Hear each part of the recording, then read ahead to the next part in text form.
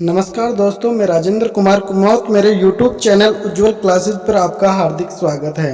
आज हम डिटर्मिनेंट्स यानी कि सारणिक के बारे में पढ़ेंगे। वैसे तो सारणिक को पढ़ने के लिए काफ़ी डिटेल्स की आवश्यकता होती है। इसकी जो सर्वसमीकाएँ होती हैं उनका आना ज़रूरी होता है और कुछ और भी मैटर होता है, उनके बगैर इन प्रश्नों को हम सॉल्व नहीं कर सकते। परंतु मैं आपको एक ऐसा मेथड बताऊँगा यहाँ पे जो उसकी सहायता से आप सारणिक के प्रश्नों को बिल्कुल आसान तरीके से कर सकते हो। माना कि आपको कोई भी सर्वसमीका नहीं आती है, कोई भी आपको मेथड नहीं आता है, केवल एक सारणिक का प्रसार आता है, उसकी सहायता से मैं सारणिक का इन प्रश्नों का मान निकालना आपको बताऊंगा ऑप्शन की सहायता से। वो भी एक एक मिनट के अंदर इन दोनों प्रश्नों को सॉल्व करेंगे। देखना यहाँ पे जो पहला प्रश्न है वो काफ़ी क्रिटिकल दिख रहा है और दूसरा प्रश्न भी काफ़ी क्रिटिकल है। इस टाइप के किसी भी प्रश्न को सॉल्व कर सकते हैं हम बहुत ही आसान तरीके से। लैम्बडा की पावर 4 प्लस क्यू लैम्बडा की power 3 plus R lambda square plus S lambda plus T. और यहाँ पे ये ऑप्शन दे रखे हैं और ये बताया गया है कि ये सारणिक है जो लैम्बडा में एक सर्वसमीका है और P Q R S T constant है और टी का मान आप ज्ञात करो। तो ऑप्शन को देखने से पता लग रहा है कि इनमें लैम्बडा आया ही नहीं, ऑप्शनों के अंदर लैम्बडा है ही नहीं, तो यानी कि ये लैम्बडा पे निर्भर ही नहीं कर रहा है, लैम्बडा पे डिपेंडेंट नहीं है। तो आप कोई सा भी मान आप लैम्बडा का ले सकते हो, यानी कि लैम्बडा के मान से इस पर कोई इफेक्ट नहीं होने वाला है, लैम्बडा के मान से कोई इफेक्ट नहीं होने वाला है इस प्रश्न में। तो दोस्तों हम ये जो ऑप्शन दिख रहे हैं उन ऑप्शनों के आधार पर हम लैम्बडा का मान ले लेते हैं। जैसे लैम्बडा का मान मैंने ले लिया लैम्बडा का मान ले लिया मैंने 0। लैम्बडा बराबर में क्या मान रहा हूँ, 0 मान रहा हूँ। तो लैम्बडा का मान इसमें 0 रखेंगे तो ऊपर जो है वो सभी क्या हो जाएगा, 0 हो जाएगा और केवल क्या बचेगा हमारे पास, t बचेगा। देखो यहाँ पे क्योंकि सभी टर्म्स में लैम्बडा है तो हम इस प्रकार से लिख सकते हैं, पहला टर्म्स भी क्या बन जाएगा, 0 बन जाएगा, दूसरा भी 0 बनेगा, तीसरा भी 0 बनेगा और लास्ट वाला क्या बच जाएगा, t बच जाएगा केवल। और आगे जो ये डिटर्मिनेंट्स है वो बचेगी। देखो इसमें इधर बराबर का चिन्ह लगा हुआ है, सॉरी यहाँ पे मैंने बराबर का चिन्ह नहीं लगाया, ये सर्वसमीका में बराबर का चिन्ह लगा हुआ है। देखो तो ये क्या बनेगा, 0 -1 3 1 0 -4 -3 4 और 0, यानी कि लैम्बडा की जगह मैंने 0 फिट किया है। इस डिटर्मिनेंट्स के अंदर लैम्बडा की जगह 0 फिट किया है। और हम इसका प्रसार कर लेते हैं, प्रथम पंक्ति से हम इसका प्रसार कर रहे हैं, फर्स्ट रो से इसका प्रसार कर रहे हैं। तो पहली पंक्ति पहले स्तंभ को छोड़ देंगे और उपसारणिक लिख देंगे यहाँ पे। और यहाँ पे A12 वाला है तो माइनस का चिन्ह पहले से एग्जिस्ट होता है, -1, यानी कि पहली पंक्ति दूसरे स्तंभ को छोड़ देंगे और उपसारणिक लिख देंगे -1 की 1 -4 -3 0। और इसी प्रकार से A13 की जगह क्या है, 3 है, तो यहाँ पे पहली पंक्ति तीसरे स्तंभ को छोड़ेंगे और उपसारणिक लिख देंगे। अब 2/2 की जो सारणिक होती है उसका मान बड़ी आसानी से निकल जाता है। यहाँ पे मल्टीप्लाई में 0 है तो 0 आ गया और ये -1 +1 बन गया और यहाँ पे 0 माइनस प्लस बनेगा और माइनस मध्य में होता है तो माइनस के 12 आ गए। देखो इसी प्रकार से +3 है, यहाँ पे 4 -0 बन गया।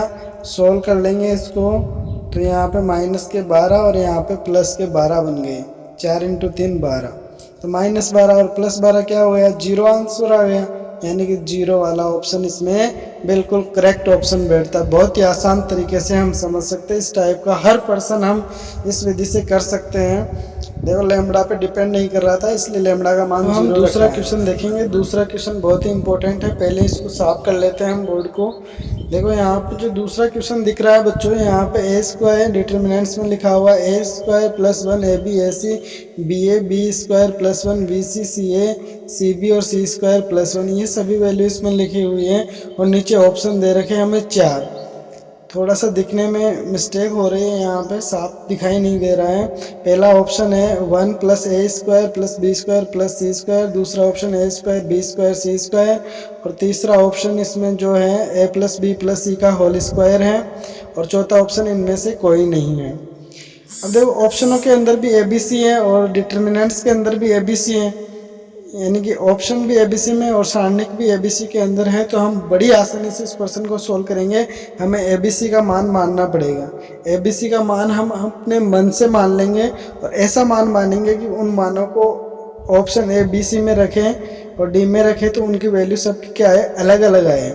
तो यहाँ पे मेरे को दिख रहा है यदि मैं ए बी सी बराबर क्या रख लूँ, एक रख लूँ, तो पहला ऑप्शन, दूसरा ऑप्शन, तीसरा ऑप्शन और चौथा ऑप्शन सब अलग अलग आंसर देंगे। तो ए बराबर 1 रख रहे हैं, बी बराबर 1 रख रहे हैं, सी बराबर 1 रख रहे हैं। यहाँ पे कोई ज़रूरी नहीं है यहाँ पे ए बराबर 1 ही रखे, आप 2 भी रख सकते हो, 3 भी रख सकते हो, 5 भी रख सकते हो, परंतु जितनी बड़ी वैल्यू आप रखोगे इसके अंदर उतना ही क्रिटिकल ये पर्सन हो जाएगा, क्योंकि सारणी का प्रसार आप ही को करना है, मेरे को नहीं करना है। जितनी वैल्यू बड़ी रखोगे आप उतनी ही सारणी का जो प्रसार है वो क्रिटिकल हो जाएगा।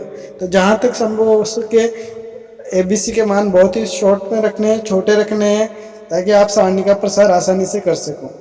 देखो ऐसा ABC की वैल्यू हम 1 1 रख रहे हैं, तो तीनों जो ऑप्शन है उनके आंसर भी अलग अलग आ रहे हैं, और यानी कि ये वैल्यू अवेलेबल है, हम रख सकते हैं, अच्छी तरीके से रख सकते हैं। पहला ऑप्शन 4 आंसर दे रहा है 1 1 रखने पर। दूसरा ऑप्शन बी ऑप्शन है, A² B² C² के अंदर रखेंगे 1² + B² = 3 आंसर दे रहा है। और जो तीसरा ऑप्शन है A + B + C का होल स्क्वायर 1 + 1 + 1 हो गया, और होल स्क्वायर करेंगे तो यहाँ पे 3 का स्क्वायर 9 होता है। और चौथा ऑप्शन इनमें से कोई नहीं है, तीनों के ऑप्शनों से अलग अलग उत्तर आ रहे हैं। जो ABC के मान आपने ऑप्शनों के अंदर रखे वही मान हम इस सारणिक में रखेंगे।